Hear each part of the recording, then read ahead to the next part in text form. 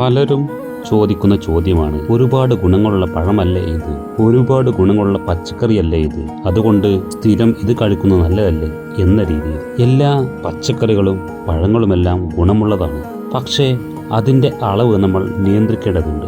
ഗുണമുള്ളതെല്ലാം വേണ്ടുവോളം കഴിക്കുക എന്നുള്ളതല്ല, എന്നും കഴിക്കുക എന്നുള്ളതുമല്ല. ഗുണമുള്ളതെല്ലാം ഭക്ഷണത്തിൽ ഉൾപ്പെടുത്തുവാൻ തുടങ്ങിയാൽ നമുക്കൊരിക്കലും 3 നേരത്തെ ഭക്ഷണത്തിൽ അവസാനിപ്പിക്കുവാൻ കഴിയുകയില്ല. അപ്പോൾ നിങ്ങൾ എന്താണ് ചെയ്യേണ്ടത്?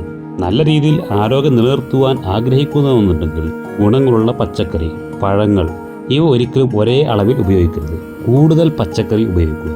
പഴത്തിൻ്റെ 1-2 കഷ്ണങ്ങൾ ഉപയോഗിക്കുക. പിന്നെ ഉപയോഗിക്കേണ്ടത് പ്രോട്ടീൻ ഫുഡാണ്. അത് പ്രധാനമായും കടലവർഗത്തിൽപ്പെട്ട പൾസസ് ഉപയോഗിക്കുന്നതാണ് ഏറ്റവും നല്ലത്. വേണമെങ്കിൽ മുട്ടയും ഉപയോഗിക്കാം. പക്ഷേ അവിടെയും നമ്മൾ വെജിറ്റേറിയൻ പ്രോട്ടീന് കുറച്ചുകൂടെ പ്രാധാന്യം കൊടുക്കുന്നതാവും നല്ലത്. ഇവിടെ ഉദ്ദേശിക്കുന്നത് മസിൽ ബിൽഡിംഗ് അല്ല, മറിച്ച് നല്ല ആരോഗ്യത്തോടെ അസുഖങ്ങൾക്കുള്ള സാധ്യത കുറച്ചുകൊണ്ട് കൂടുതൽ കാലം ജീവിക്കുക എന്നുള്ളതാണ്.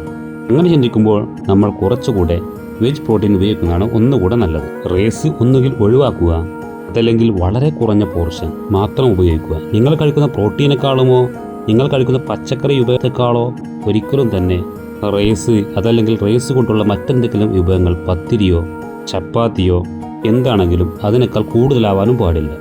ഈ ഒരു രീതിയിലാണ് നിങ്ങൾ നിങ്ങളുടെ ഭക്ഷണം ക്രമീകരിക്കേണ്ടത്. അതും എല്ലാ സമയത്തും ഒരേ തരം പച്ചക്കറികൾ, ഒരേ തരം പഴങ്ങൾ ഉപയോഗിക്കുക എന്നുള്ളതും തീർത്തും ഒഴിവാക്കേണ്ട ശീലമാണ്. പക്ഷേ എന്നിട്ടും ആളുകൾക്ക് എന്തുകൊണ്ടാണ് ആരോഗ്യം നല്ല രീതിയിൽ പരിപാലിക്കുവാൻ കഴിയാത്തത്? അതിനൊറ്റ കാരണമേ ഉള്ളൂ. ഈ പറയുന്ന കാര്യങ്ങളാണ് ആപ്റ്റായിട്ടുള്ള ഭക്ഷണ രീതി. പക്ഷേ ഒരാളും കൃത്യമായി ഫോളോ ചെയ്യുന്നില്ല.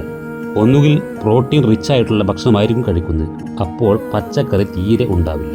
അതല്ലെങ്കിൽ നല്ല രീതിയിൽ പച്ചക്കറി കഴിക്കും, പ്രോട്ടീൻ വളരെ കുറവായിരിക്കും. ഇങ്ങനെയുള്ള അസന്തുലിതാവസ്ഥയാണ് നമ്മുടെ എല്ലാവരുടെയും പ്രശ്നത്തിൻ്റെ പ്രധാന കാരണം. അപ്പോൾ പ്രോട്ടീനും പച്ചക്കറിയും നല്ല രീതിയിൽ കഴിക്കുക. അതിലേക്ക് ആവശ്യത്തിന് ഫാറ്റും ഉൾപ്പെടുത്തുക. മുട്ടയുടെ കാമ്പ് നല്ല ഫാറ്റാണ്. എന്നാൽ അതിനേക്കാളെ കുറച്ചുകൂടെ നല്ലത് അവക്കാഡോയുടെ ഫാറ്റാണ്. അവക്കാഡോ ശരീരത്തിന് ഏറ്റവും നല്ല ഫാറ്റ് നൽകുന്ന ഒരു ഫ്രൂട്ടാണ്.